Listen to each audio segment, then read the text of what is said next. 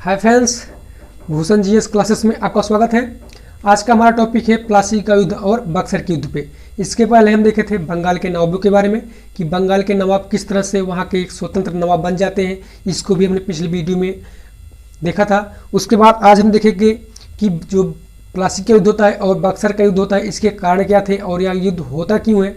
इसके पहले हम देखते हैं कि जब फर्रुखसियर ने 1717 में मुर्शिद कुली खां को वहाँ का नवाब बनाता है और अंग्रेज़ों को वह एक शाही फरमान जारी करता है जो 3000 रुपये प्रति वर्ष की राशि से उन्हें मुक्त व्यापार करने का आदेश देता है। और ये जो शाही फरमान जिसे दस्तक के रूप में जानते हैं, यह आगे चलकर प्लासी का युद्ध का एक बहुत बड़ा कारण बनता है। जब वहाँ के नवाब और जो अंग्रेज़ थे उनके बीच में जो मुठभेड़ होता है, वहीं से शुरू होता है प्लासी का युद्ध और आगे चलकर एक भीषण युद्ध हो जाता है। इसके पहले हम देखते हैं जो अलीवर्दी खां था, ये नवाब था बिहार बंगाल का, और उस जब अपना अंतिम समय में वह उत्तराधिकारी चुनता है सिराजुद्दौला को। अलीवर्दी खां की 3 बहनें थीं, एक थी बिहार में और एक पूर्णिया में और एक ढाका में। जो बिहार में थी वह उसकी छोटी बहन थी और छोटी बहन का पुत्र था सिराजुद्दौला।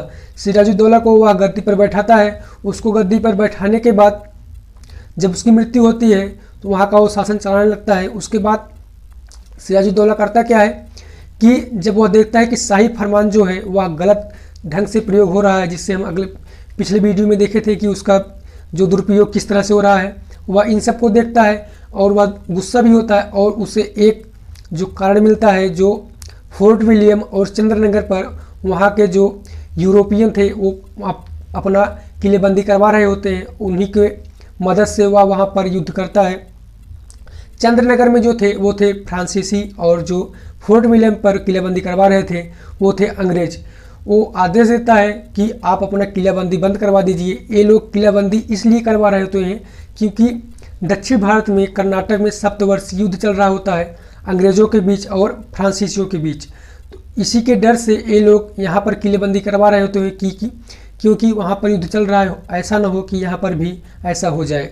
और जब यह खबर पाता है नवाब तो वह उनको आदेश देता है कि आप इसको बंद करवा दीजिए, लेकिन जो अंग्रेज़ थे वह नहीं मानते हैं, फ्रांसीसी जो है वो मान जाते हैं। जब यह खबर पाता है सिराजुद्दौला, वह करता क्या है कि वहाँ पर अटैक कर देता है और फोर्ट विलियम को अपने कब्जे में कर लेता है। उसी वक्त एक घटना और घटती है जो ब्लैक होम के नाम से जानते हैं। उस घटना में हमने देखा था कि 146 व्यक्ति को सिराजुद्दौला ने एक रूम में बंद करवा देता है 14x18 के रूम में, और उसको जब दूसरे दिन खोला जाता है तो उसमें से सिर्फ 23 लोग ही जिंदा बचे थे, बाकी 123 की मृत्यु हो जाती है। और इसमें जो थे J.Z. हार्वेल वो लिखते हैं, वो एक राइटर हैं थे उस समय, वो लिखते हैं कि जो थे सिराजुद्दौला वह किस तरह से इनको बंद करवा देते हैं और इनकी मृत्यु हो जाती है। और इन्हीं की कारण जब यह खबर पहुंचती है कर्नाटक में जहां पर युद्ध चल रहा होता है, तो वहां पर क्लाइव जो थे वह एक खबर पाते हैं। तो वहां के जो मंत्री होते हैं क्लाइव को आदेश देते हैं कि आप तुरंत जाइए बंगाल में और जाने के बाद वहाँ की जो परिस्थितियाँ हैं उसे ठीक करिए और वहाँ से तुरंत जल्द से जल्द वहाँ से आइए। और वह वहाँ से जब चलता है, वह चलता है 16 अक्टूबर 1756 को वहाँ से चलता है और पहुँचता है यहाँ पर 14 दिसंबर 1756 को वह बंगाल में पहुँचता है अपनी सेना के साथ। उसके बाद जब वह आता है तो फोर्ट विलियम पर वह कब्जा करता है, जिसे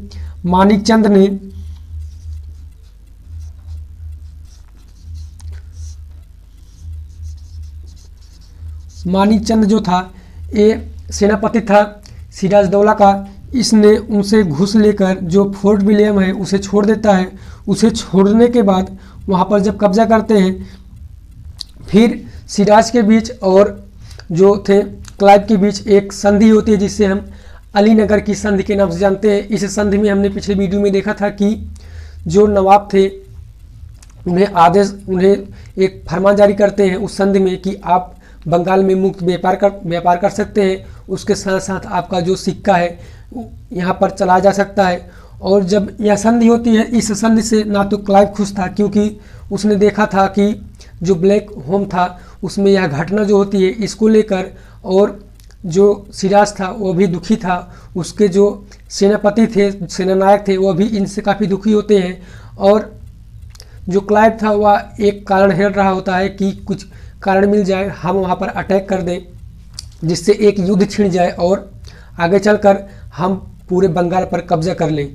उसी बीच जो क्लाइव होता है वह करता क्या है कि वह फ्रांसीसियों पर, जो उस वक्त थे चंद्रनगर पर, वह उन पर अटैक करता है। और जब यह खबर पाता है सिराज, तो सिराज भी इनसे युद्ध करने की विचार में आता है। इसके पहले हम देखते हैं जब फोर्ट विलियम अपने कब्जे में कर लेता है और जो संधि होती है अलीनगर की संधि, उसके बाद क्लाइव जो था वह एक कूटनीति अपनाता है जिसे फूट डालो राज करो के नाम से जानते हैं। वह उस नीति को अपनाता है। करता क्या है कि उसने सिराज के दरबार में जो रह रहे थे उनकी मौसी जिसे हम घसीटी बेगम के नाम से जानते हैं, जो ढाका से थी, और उनका जो सेनापति था वो था मीर जाफर, और उनके दरबार में ऐसे कई और व्यक्ति थे जिनसे वह मिलता है और उनसे कहता है कि आप हमारा सहयोग करिए और हम जो है सिराज को बंगाल से हटा देंगे और यहाँ का जो नया नवाब बनाएंगे वो बनाएंगे मीर जाफर को। और यह जो है मान लेते हैं, और इस वक्त मीर जाफर मान जाता है कि ठीक है हम आपका सहयोग करेंगे और आप जो है यहाँ के जो नवाब हैं इनको हटा दीजिए। और क्लाइव एक मौका पा जाता है और इसी वक्त वह चंद्रनगर पर हमला करता है और इससे युद्ध छिड़ने की संभावना हो जाती है। देखते हैं यह जो युद्ध होता है 23 जून 1757 को होता है। यह सिराज के बीच और रॉबर्ट क्लाइव के बीच होता है। जो सेनापति था इसका मीर जाफर, यह प्रधान सेनापति था, और राय दुर्लभ जो थे ये दीवान थे इसको दरबार में, और घसीटी बेगम इसकी मौसी थी। अमीन चंद यह एक व्यापारी था, और जगत सेठ यह एक बैंकर था उसके समय में, सिराज के समय में। वो लोग करते क्या है कि सहयोगी हो जाते हैं अंग्रेज का, और इसको खबर नहीं रहती है सिराज की कि ये लोग जो है उस साइड में है, और वह युद्ध करने की तैयारी कर देता है। और यह युद्ध होता है 23 जून 1757 में। जो यह युद्ध होता है मुर्शिदाबाद के दक्षिण साइड में 22 मील दूर, मुर्शिदाबाद के दक्षिण साइड में एक जगह है जिसे हम प्लासी गांव के नाम से जानते हैं। उस जगह पर 22 मील दूर है मुर्शिदाबाद से, जहां इनकी राजधानी थी। और यह हुगली नदी के किनारे यह युद्ध होता है। और इस युद्ध में जो साथ देते हैं सिराजदौला के, वो दो लोग थे, एक थे मीर मदान और दूसरे थे मोहनलाल। ये लोग साथ देते हैं सिराज का, और जो थे ये लोग थे मीर जाफर और राय दुर्लभ, घसीटी बेगम, अमीन चंद और जगत सेठ। ये लोग हो जाते हैं अंग्रेज की तरफ, क्लाइव की तरफ, और ये युद्ध छिड़ जाता है। और इस युद्ध में एक तरह के इसे युद्ध न कहकर कुछ राइटर ऐसे हैं जिसने इसे कहा है कि यह एक षड्यंत्र था सिराज को हटाने का, इसे युद्ध की संज्ञा न देते हुए बताया कि युद्ध जो है इसे युद्ध नहीं करते, युद्ध तो बक्सर का युद्ध है जो जिसमें 3 राजा जो थे वो एक तरफ और अंग्रेज एक तरफ थे। युद्ध की संज्ञा देते हैं बक्सर को देते हैं, और जो प्लासी का युद्ध है इसे युद्ध की संज्ञा नहीं देते हैं। इसके बाद जब सिराजदौला जो था वह पराजित हो जाता है और इसे जो है वहाँ का नया नवाब बना दिया जाता है। जब यह नया नवाब बनता है उसके बाद सिराज को बंदी बना लिया जाता है, लेकिन कुछ समय बाद इसे मार दिया जाता है। और इसको मारने के बाद जो इनके बीच में एक संधि होती है, जो मीर जाफर के बीच और क्लाइव के बीच में, कि आप हमें जो कंपनी को पैसा देंगे वो था 2 करोड़ 70 लाख रुपए जो कंपनी को दिया था, ईस्ट इंडिया कंपनी को मीर जाफर ने, और 20 लाख रुपए दिया था इसने क्लाइव को। इसमें जीतने के बाद जब वहाँ का ये नवाब बनता है तो इन्हें उपहार में देता है। उसके साथ ही साथ वह उनको पूरे बंगाल में मुक्त व्यापार करने का अनुमति देता है और उनको किसी भी तरह का जो नवाब से मदद चाहिए उसको भी करने का वह राजी हो जाता है। उसके बाद धीरे धीरे ऐसे ही समय बीतने लगता है और फिर जो मीर जाफ़र था वह देखता है कि जो शाही खजाना है वह धीरे धीरे ख़त्म हो रहा है, क्योंकि 2 करोड़ 70 लाख रुपए जो था उस वक्त जो था वो बहुत मोटी रकम थी। इस आप देख रहे हैं कि यह समय जो चल रहा है वह 1757 का समय चल रहा है। आज के अगर तौर से देखेंगे तो उस समय यह कितने रुपए होगा। उसमें जब यह देखता है कि हमारा खजाना जो है वह ख़त्म हो जाता है, उसके बाद इनसे कहा जाता है कि आप हमें 5 लाख प्रतिवर्ष के रूप में, एक प्रतिरूप के वर्ष में हमें आप जो है कर के रूप में देते रहेंगे और आप बंगाल का नवाब बने रहेंगे। कंपनी को आप 5 लाख रुपए टैक्स भी देंगे। उसके साथ साथ जब यह टैक्स बाद में ना दे पाता है, धीरे धीरे यह देखने लगता है कि हमारी जो है साम्राज्य जो है वह डूब रही है और वह धीरे धीरे बंद कर देता है। इन्हीं के बीच में एक आते हैं जो अधिकारी आते हैं ब्रिटेन से, उनका नाम था विंसेंट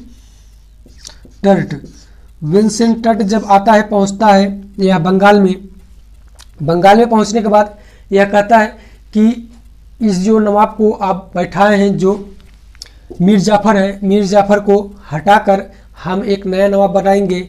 वह कुछ कारण हेर ही रहा होता है कि उस वक्त नवाब करते क्या है कि वो डच लोगों से मिलते हैं और मिलने के बाद वो कहते हैं कि आप जो हैं एक युद्ध करिए डच से, ये भी यूरोपी थे, और कहते हैं कि आप युद्ध करिए और हम आपको इस युद्ध में साथ देंगे। लेकिन जो था मीर जाफ़र था वह इनका सहयोग नहीं करता है। जो बेदरा का युद्ध के नाम जानते हैं 1559 में हुआ था, नवंबर 1559 में, और इस युद्ध में जो डच ही युद्ध कर पाए थे और मीर जाफ़र नहीं गया था। और यह खबर लगा लेता है विंसेंट टर्ट ने कि इस युद्ध में मीर जाफ़र का भी हाथ था, क्योंकि उसे जो है वहाँ से हटाना था।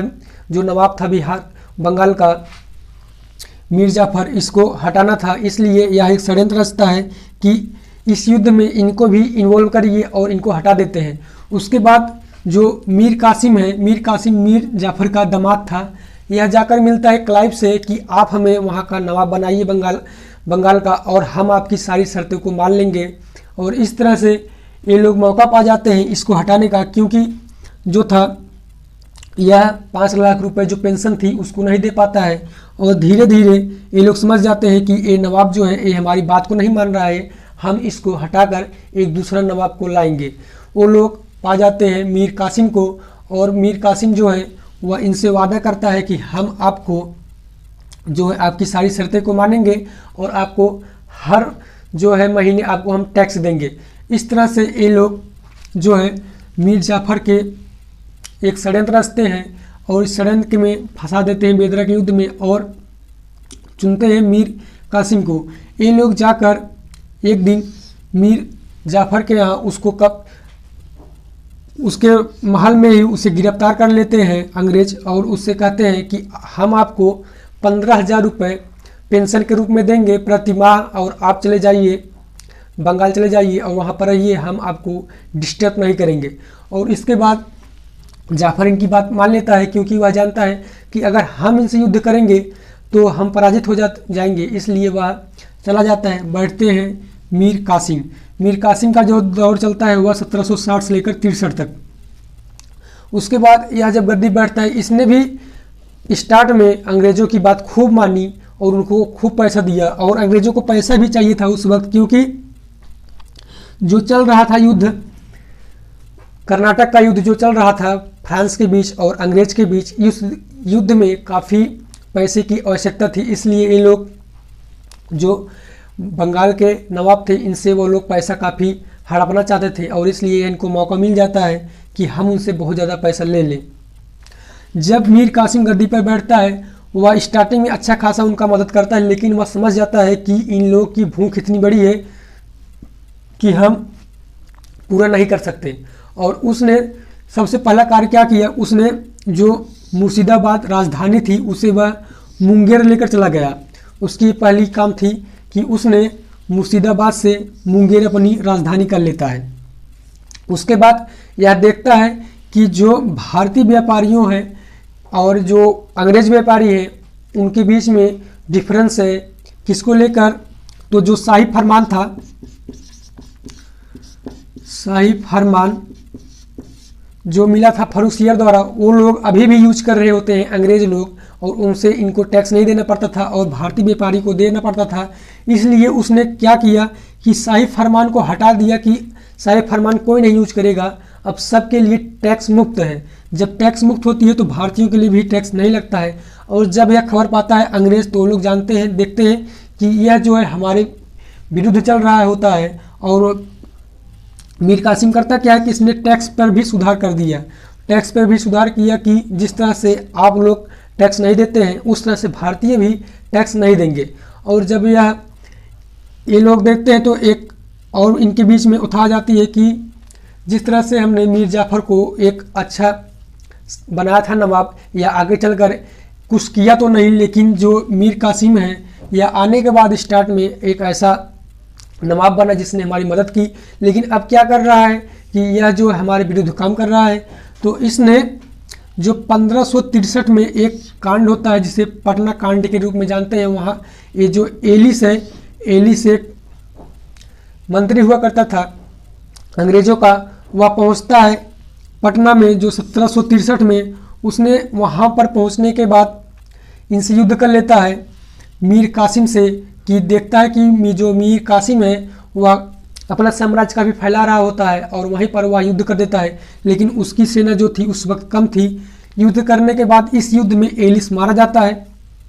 एलिस के मरने के बाद मीर कासिम को पता हो जाता है कि अब मैं बचूंगा नहीं, इसलिए वह भागता है वहाँ से, बिहार से, पटना से। और वह भागते भागते पहुँचता है कहाँ पर? जो जाता है अवध के क्षेत्र में, और जो दिल्ली के क्षेत्र में मुगल के पास पहुंचता है। और जब यह खबर पाता है अंग्रेज तो वो लोग भी पीछे पीछे उसके जाने लगते हैं। उसके बाद पहुंचता है अवध में, वहाँ के जो नवाब थे वो मिलता है सिराजुद्दौला से। सिराजुद्दौला के से मिलने के बाद वह उनको सारी बात बताता है। और वहीं पर मौजूद होते हैं शाह आलम द्वितीय, जो एक मुगल सम्राट थे। वह उनसे, ये लोग दोनों वहीं पर मौजूद थे। और जो पहुंचता है मीर कासिम, पहुंचने के बाद उनसे बात करता है कि हम तीनों मिलकर जो है एक युद्ध करेंगे और इस युद्ध में जो अंग्रेज हैं उनको भारत से निकाल देंगे। और ये लोग अपना योजना बनाते हैं कि जो अंग्रेज थे वो लोग पहुंच जाते हैं। और इनका जो नेतृत्व करता है वो करता है हेक्टर मुनरो। हेक्टर मुनरो जो था वह पहुंचता है और देखता है। और जो बक्सर एक जगह है पटना बिहार में, बक्सर जगह पर जो गंगा नदी के तट पर एक युद्ध होता है जिसे बक्सर के युद्ध के नाम जानते हैं। और इस युद्ध में मुगल थे जो शाह आलम द्वितीय, और अवध का जो नवाब था वो सिराजुद्दौला, और मीर कासिम जो था वो नवाब था। और इन तीनों को लेकर जब युद्ध होता है, इस युद्ध में हेक्टर मुनरो की जीत हो जाती है। जब हेक्टर मुनरो जीतता है तो मीर कासिम को मार दिया जाता है और वहाँ का नवाब बना दिया जाता है बंगाल का मीर जाफ़र को ये लोग जाते हैं, फिर से वापस लेकर आते हैं और इसे 1763 में नवाब बनाते हैं, जो 1765 तक नवाब बना रहता है। उसके बाद जब ये लोग बक्सर का युद्ध जीतते हैं, बक्सर का युद्ध जीतने के बाद ये लोग करते क्या है कि इलाहाबाद की एक संधि करते हैं। क्यों करते हैं? क्योंकि ये लोग देखते हैं कि जो मुगल हैं और अवध है, ये लोग जो सहायता करते हैं मीर कासिम की, और इसी से वह इन लोग से संधि करता है। जो पहली संधि करता है वह 12 अगस्त 1765 को ये मुगलों से करता है कि आप जो है मीर कासिम की मदद की है और हमारा जो है सेना काफ़ी परास्त भी हुई है और हमें काफ़ी लॉस भी हुआ है, और इस तरह से आपको हमें जो है एक टैक्स देना होगा जिससे हमें जो लॉस हुआ है उसका भरपाई करना होगा। जो 26 लाख रुपए देते हैं मुगल के नवाब शाह आलम द्वितीय। और 4 दिन बाद या फिर से एक संधि और होती है 16 अगस्त 1765 को, जो अवध जो इस वक्त यूपी के नाम से जानते हैं, वह 50 लाख रुपए देते हैं अंग्रेज को। उसके बाद फिर करता क्या है कि ये लोग जो क्लाइव थे, हेक्टर क्लाइव, ये करते हैं कि एक द्वैत शासन प्रणाली चाहते हैं। ये द्वैत शासन क्या है कि द्वैत शासन जो पहला है कि आप जो है पूरे बंगाल पर कब था अपना शासन करेंगे, लेकिन जो आप कर की वसूली करेंगे वो नहीं करेंगे, वो कर की वसूली हम करेंगे, और जो चुंगी है चुंगी भी वसूली हम करेंगे। यानी कि जो पैसे रिलेटेड था वो सब अंग्रेज करेंगे, बाकी जो कार्य था कि सड़क बनवाना, कहीं मकान बनवाना, ये सब कार्य जो करेंगे वो करेंगे नवाब, और बाकी जो कर की वसूली है ये हम करेंगे। ये जो था द्वैत शासन लगाए थे क्लाइव ने। उसके बाद जब पहुंचता है वहाँ पर वारन हेस्टिंग, जो वारन हेस्टिंग पहुंचता है, वारन हेस्टिंग जो बंगाल का पहला गवर्नर बनता है, वह पहुंचता है और 1772 में वह इसे बंद करा देता है द्वैत शासन को। तो हम देखते हैं कि देखें हम किस तरह से बंगाल और बिहार जो था प्लासी का युद्ध और बक्सर के युद्ध किस तरह से हुए, इनको हमने डिस्कस किया। थोड़ा एक बार हम इक्वल कर लेते हैं। प्लासी का जो युद्ध होता है वह 23 जून 1757 का। प्लासी का युद्ध में जो था सिराजुद्दौला के बीच और जो क्लाइव के बीच में यह युद्ध होता है, और जो क्लाइव का साथ देते हैं वो देते हैं मीर जाफर जो सेनापति थे सिराजुद्दौला का, और रायदुर्लभ जो दीवान थे सिराजुद्दौला का, और घसीटी बेगम मौसी थी सिराजुद्दौला की, और अमीन चंद ये थे व्यापारी, उसमें व्यापारी काफ़ी धनाढ़ थे, वो साथ देते हैं क्लाइव का। और जगत सेठ जो एक बैंकर थे ये भी साथ देते हैं क्लाइव का, और जो सिराजुद्दौला का सपोर्ट करते हैं वो मीर मदान और मोहनलाल। मीर मदान मोहनलाल को तो मार दिया जाता है इसी युद्ध में। उसके बाद जब सिराजुद्दौला की मृत्यु होती है, गद्दी बैठते हैं मीर जाफर 1757 से 1760 तक, और इनके बीच में एक बेदरा का युद्ध लड़ा जाता है जो डच और अंग्रेज के बीच में 1759 में। फिर गद्दी पर बैठते हैं मीर कासिम। मीर कासिम 1760 से 63 तक, और ये सबसे पहले कार्य क्या करते हैं कि ये अपनी राजधानी मुर्शिदाबाद से मुंगेर ले जाते हैं। उसके बाद इन्होंने व्यापारियों से जो रियायत की और जो टैक्स सुधार भी किया, और इन्होंने अपने अंतिम समय में जो 1763 में जब यह गद्दी से उतरने वाले होते हैं कि एक युद्ध कर लेते हैं जो पटना कांड के नाम जानते हैं। वहाँ के जो एलिस जो था वो अधिकारी था अंग्रेज का, उससे युद्ध कर लेते हैं, और इस युद्ध में एलिस को मार देते हैं, और यही से शुरू हो जाता है बक्सर का युद्ध। उसके बाद फिर से बैठा दिया जाता है मीर जाफर को। मीर जाफर को ये लोग अंग्रेज फिर से बैठा देते हैं जो 1763 से 65 तक चलता है। उसके बाद जो बक्सर का युद्ध हुआ था वो 22 अक्टूबर 1764 को हुआ था, और इस युद्ध में जो साथ दिए थे वो मुगल और अवध। मुगल की तरफ से शाह आलम द्वितीय थे और अवध की तरफ से सिराजुद्दौला थे, और मीर कासिम जो था वो नवाब वहाँ का था बंगाल का, और जो अंग्रेज की तरफ से नेतृत्व कर रहे थे वो थे हेक्टर मुनरो। हेक्टर मुनरो जो थे वो सिर्फ नेतृत्व किए थे, लेकिन पूरा जो कार्यभार जो जीतने के बाद जो पूरा वहाँ का कार्यभार संभाले थे, जो कार्य कर रहे थे वो थे क्लाइव। क्लाइव जो यहाँ का युद्ध का बागडोर संभाले थे हेक्टर मुनरो, लेकिन जीतने के बाद जितना भी कार्य किए थे वो क्लाइव किए थे। उसके बाद इनके बीच में इलाहाबाद की एक संधि होती है। इलाहाबाद की संधि जो 1765 में होता है, जो 12 अगस्त 1765 में मुगल के बीच में और अंग्रेज के बीच में होता है, जिसे 26 लाख रुपए देना पड़ता है मुगल को।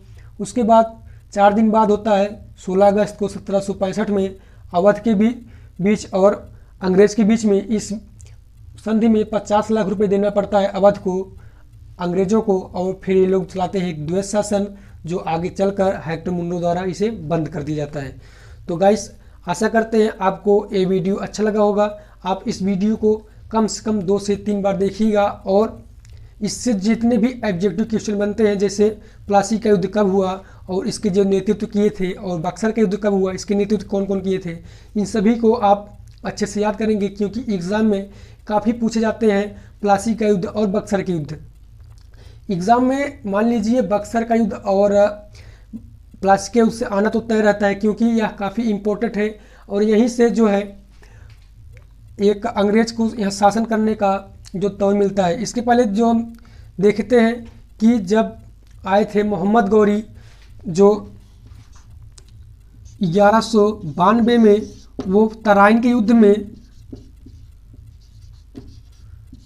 युद्ध में यहाँ से जो प्रश्न बनता है कि वहाँ से चेंज हो जाता है भारत की पूरी संवैधानिक आर्थिक स्थिति, पूरी स्थिति चेंज हो जाती है तराइन के युद्ध में जब गौरी शासन करता है। उसके बाद एक बार और आता है जब 1526 में मुगल शासक जो पानीपत का युद्ध होता है जो बाबर के बीच में, और वहाँ से फिर एक बार चेंज हो जाता है भारत की भौगोलिक स्थिति, और उसके साथ साथ जो उनकी अर्थव्यवस्था थी, राजनीतिक व्यवस्था थी, यह सब चेंज हो जाती है। उसके बाद जो चेंज होती है वो होती है अंग्रेज़ के बीच में। ये 3 युद्ध ऐसे हुए, 3 युद्ध, जो एक होता है 1756 का युद्ध, ये 3 युद्ध ऐसे हैं जहाँ से भारत की जो है आर्थिक व्यवस्था वो चेंज हो जाती है। तो आप इसको भी देखेंगे, इसका हमने वीडियो बना दिया है, आप अभी तक नहीं देखें तो इसको जाकर प्लेलिस्ट में देख लीजिएगा। तो आशा करते हैं आपको यह वीडियो अच्छा लगा होगा। अगर आपको कोई भी डाउट या क्वेश्चन पूछना है तो हमें कमेंट बॉक्स में ज़रूर पूछिएगा। धन्यवाद।